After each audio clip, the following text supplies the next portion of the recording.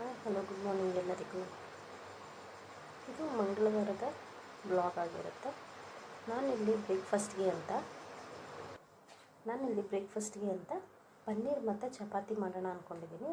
ಪನ್ನೀರ್ ಅಂದರೆ ಪನ್ನೀರ್ ಮಸಾಲ.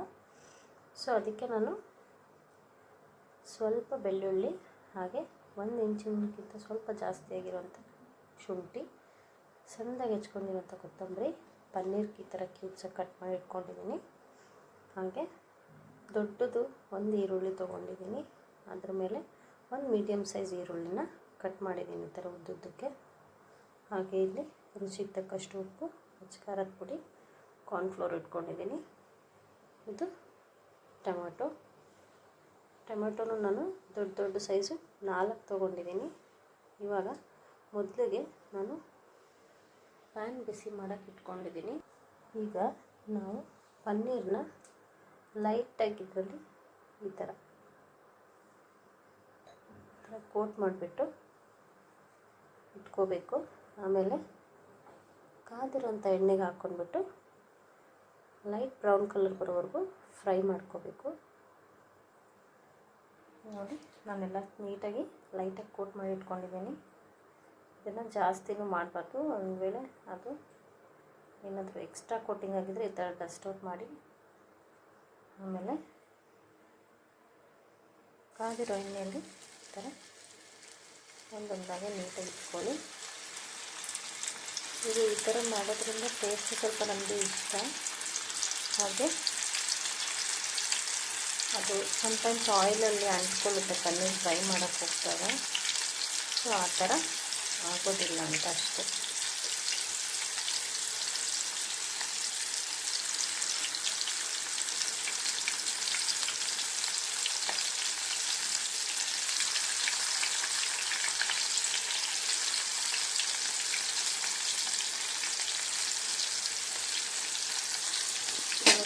ಇದಾಗಿದೆ. ಇವಾಗ ನಾನು ಸ್ವಲ್ಪ ಹಾಕಬೇಕು ಅಂತ ಇಟ್ಟಿದ್ದೀನಿ.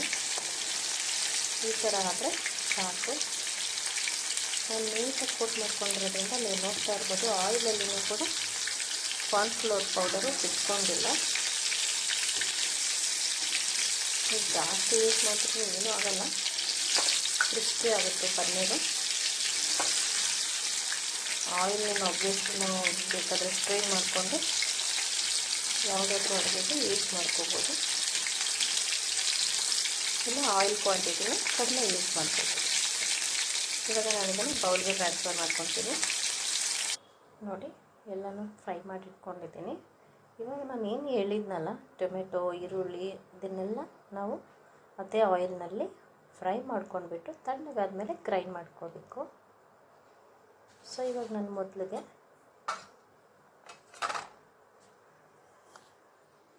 ಶುಂಠಿ ಬೆಳ್ಳುಳ್ಳಿ ಹಾಕ್ಕೊತಾ ಇದ್ದೀನಿ. ಹಾಗೆ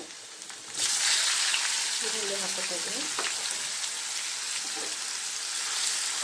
ಇದನ್ನು ಚೆನ್ನಾಗಿ ಫ್ರೈ ಮಾಡ್ಕೋಬೇಕು.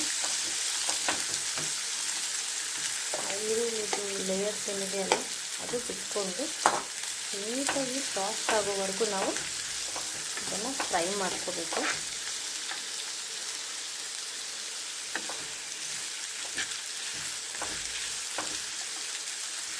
ಇವಾಗ ಇದಕ್ಕೆ ಟೊಮೆಟೊ ಹಾಕ್ಕೊಳ್ಳೋಣ.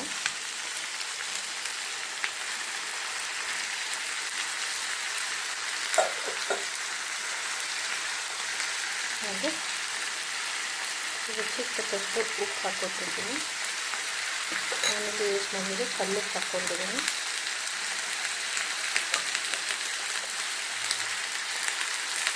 ಖಾರದ ಪುಡಿ,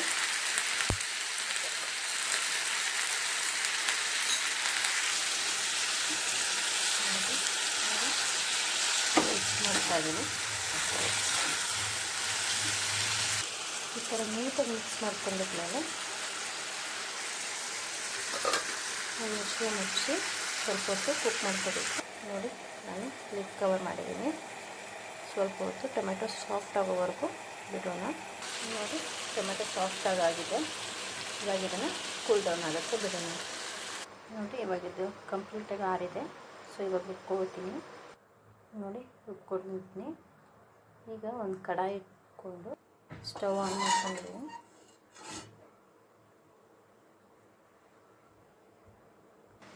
ಆಯಿಲ್ ಹಾಕ್ಕೊಂಡಿದ್ದೀನಿ. ಆಯಿಲ್ ಹೀಟ್ ಆಗಿದೆ. ಸ್ವಲ್ಪ ಕರಿಬೇವು, 2 ಸ್ಲಿಟ್ ಮಾಡಿರುವಂಥ ಮೆಣಸಿನ್ಕಾಯಿ ತೊಗೊಂಡಿದ್ದೀನಿ.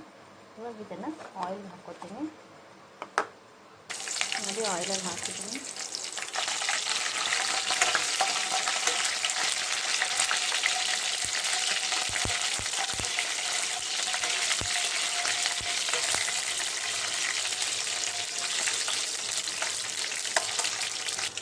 ಇವಾಗ ಇದಕ್ಕೆ ಉದ್ದಿರುವಂಥ ಮಿಶ್ರಣನ ಹಾಕ್ಕೊಳ್ಳೋಣ.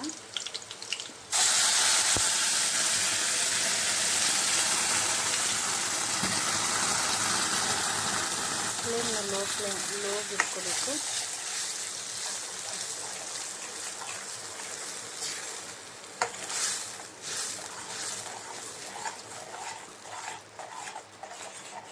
ಹಾಗೆ ಇದಕ್ಕೆ ಸ್ವಲ್ಪ ನೀರು ಆ್ಯಡ್ ಮಾಡ್ಕೊಳ್ತೀನಿ.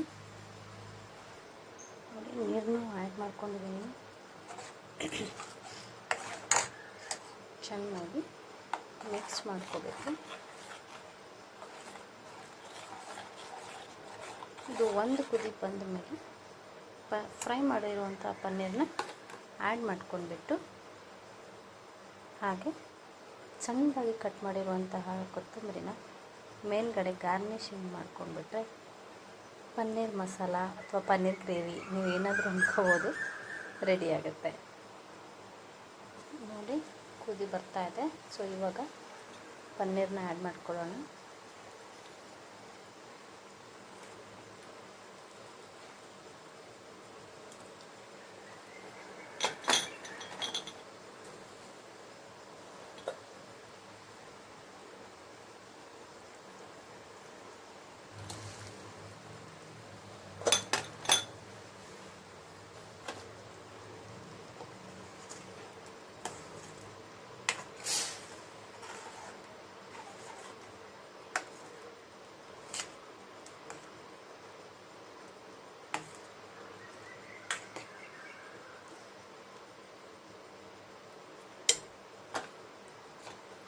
ಇದನ್ನು ಲಿಡ್ ಕ್ಲೋಸ್ ಮಾಡಿಬಿಟ್ಟು ಒಂದು 2 ಮಿನಿಟ್ಸ್ ಕುಕ್ ಆಗೋಕ್ಕೆ ಬಿಡೋಣ.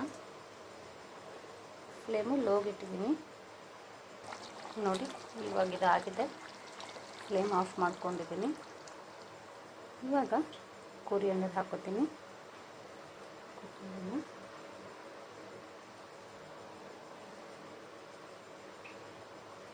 ಈ ವಿಡಿಯೋ ನಿಮ್ಗೆ ಇಷ್ಟ ಆಗಿದ್ದರೆ ಲೈಕು, ಕಮೆಂಟು, ಶೇರು ಮಾಡೋದ್ರ ಜೊತೆಗೆ ಹಾಗೆ ನನ್ನ ಚಾನಲ್ನ ಸಬ್ಸ್ಕ್ರೈಬ್ ಮಾಡಿಕೊಂಡು ನನ್ನನ್ನು ಸಪೋರ್ಟ್ ಮಾಡಿ. Thank you.